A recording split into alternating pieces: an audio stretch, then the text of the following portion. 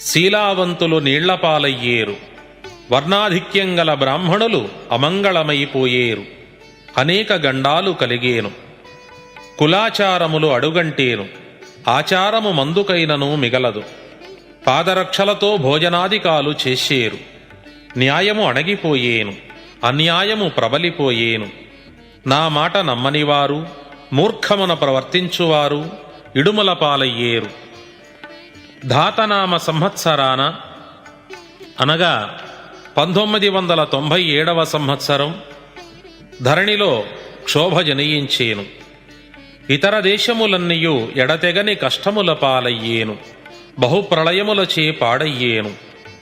ఇంటికి యజమాని లేకుండేను, కుటుంబాన ఎవరికి వారే యజమానులయ్యేరు. స్త్రీ బాల వృద్ధులు అతి కష్టముల పాలగుదురు, ఉమ్మడి కుటుంబాలు ఊడ్చుకపోయేను. చిన్నవాండ్రయూహలకు పెద్దవాండ్రయూహలకు సరిపడకుండేను, 3 ఏండ్ల పిల్లవాడు పెద్దలకెదురాడేను. మనుజుడు నక్క అరపు అరచును, నక్క పంది అరపు అరచును, పంది నాయనా అని అరచును, మింట శబ్దము పుట్టును.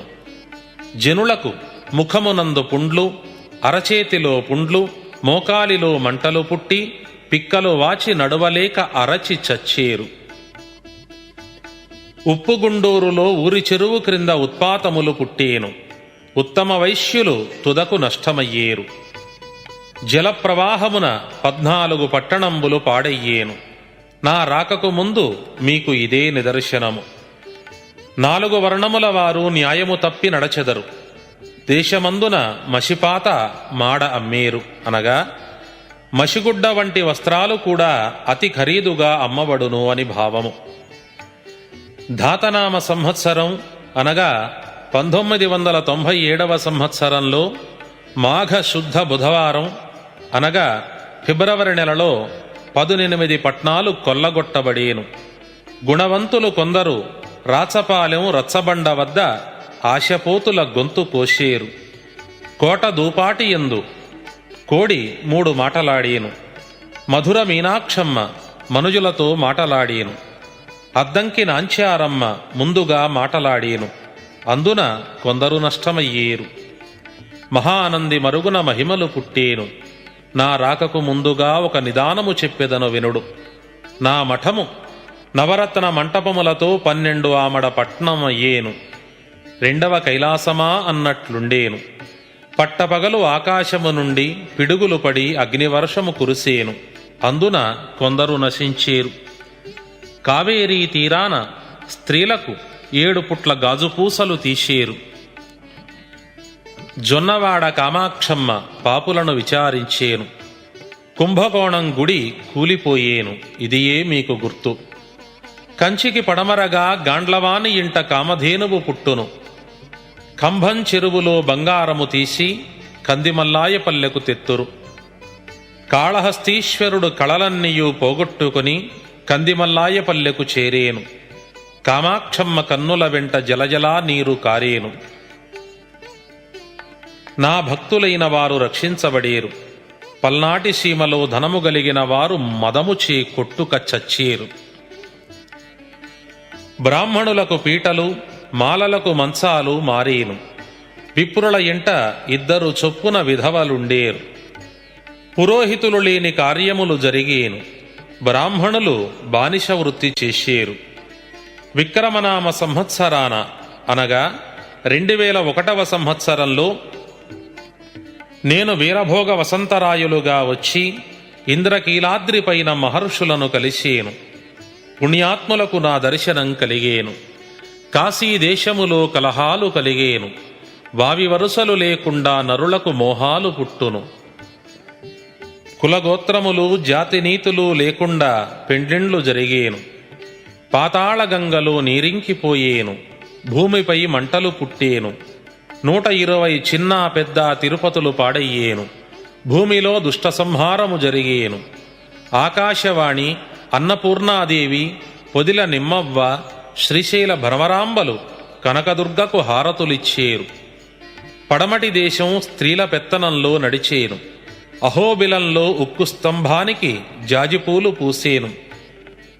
నా రాకకు ముందు విశ్వబ్రాహ్మణులు పూర్వ వైభవం పొందేరు. దానికి ముందున కూటికి గుడ్డకు దరిద్రులయ్యేరు. తెల్లని కాకులు ఊరి పొలిమేరల వద్ద ఏడ్చేను, అందున కొందరు చచ్చేరు. చీమలుండు బెజ్జములలోనికి కూడా చోరులు దూరేరు. స్త్రీలు చెడు తలంపులతో ఉండేరు. కంచి కామాక్షమ్మ గిరగిరా తిరిగేను. ఉగ్రం కలిగి దక్షిణ దేశం నాశనం చేసేను. ఆకాశాన హోమప్రకాశముగా చుక్కలు పుట్టేను. అమరో ప్రాణాలు పోయినవని ఆవులు బర్రెలు గొర్రెలు అరచి అరచి చచ్చేను.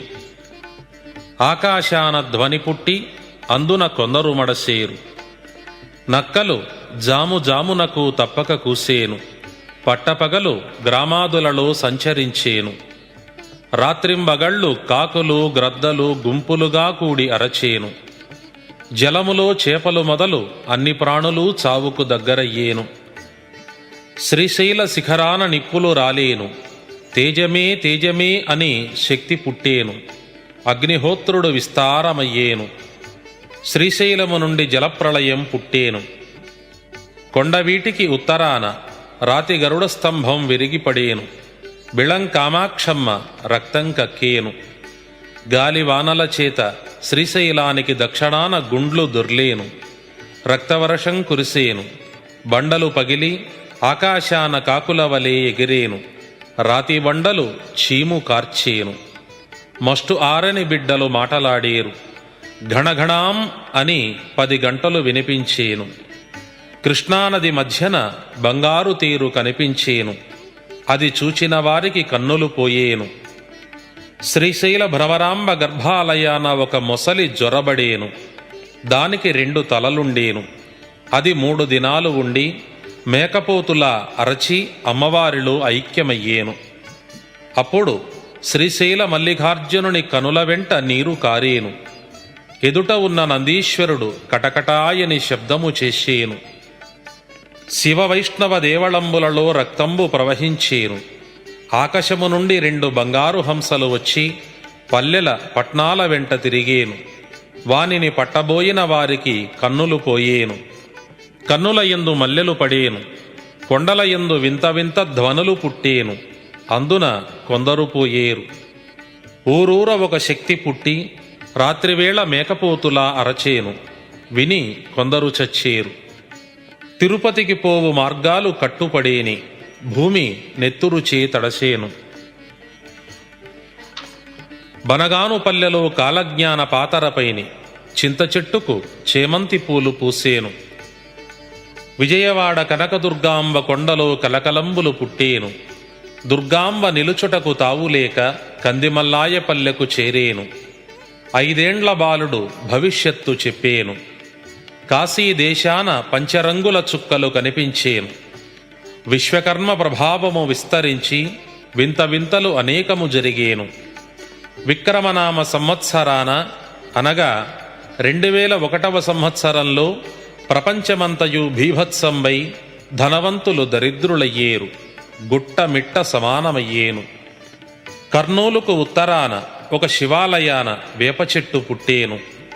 పార్థివ సంవత్సరం అనగా 2005లో కార్తీక శుక్ల పంచమి లగాయతు 32 దినాలు సువాసనలు వచ్చి మహోత్సవములు జరిగేను. 33వ నాడు చెడువాసనలు వచ్చేను. అది చూచి జనులు మంటలు బుట్టి బొబ్బలు పుట్టి అరచి అరచి చచ్చేరు. బంగాళాదేశమునందు జనులు జలమందు జీర్ణమైపోదురు. నా భక్తులైన వారికి ఎప్పటికప్పుడే నిదర్శనం కనిపించేను. భూమి అంతయు రక్తమయమయ్యేను. పాపాత్ముల రక్తము భూమిలో ఎంతగా ఇంకిపోవునో భూభారము అంతగా తగ్గిపోవును.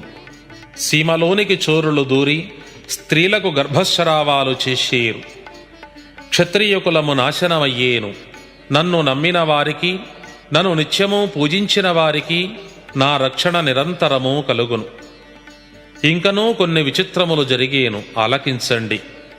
కలియుగం 5097 ధాత సంవత్సరం మార్గశిరం నుండి ఈశ్వరనామ సంవత్సర మాఘమాసం వరకు అనగా 1996 డిసెంబరు నుండి 1998 ఫిబ్రవరి మధ్యకాలములో గోలుకొండ, కొండవీడు, వినుకొండ,